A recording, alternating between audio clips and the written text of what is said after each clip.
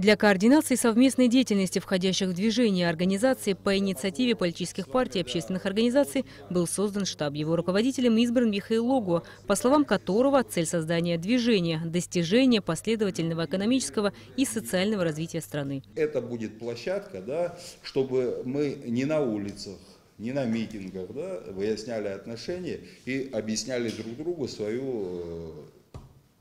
цели, задачи, да, и свои предпочтения политические.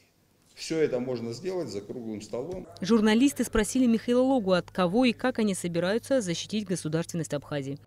Я не понимаю, что такое защита государственности Абхазии. Расскажите. Надо просто иметь гарантии того, что нынешний президент не будет выставляться на новый срок. То есть мнений много. Сколько людей, столько мнений. И мы вот в этом союзе, да, силы, представленные в этом союзе, я повторюсь, штаб – это орган организационный, координационный.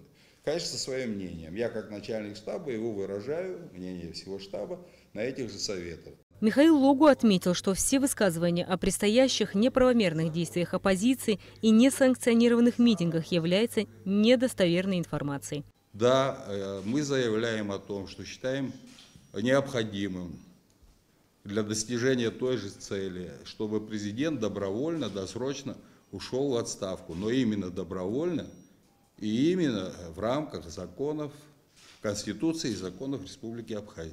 Ни один человек, исходящий в Союз, это наш принцип, это не подвергается никакому сомнению. Если кто-то и заявлял о каких-то датах, о каких-то других действиях, то это были люди далекие от нашего движения. Михаил Логуа заявил, что на следующей пресс-конференции членами движения будет представлена концепция их видения дальнейшего развития государства.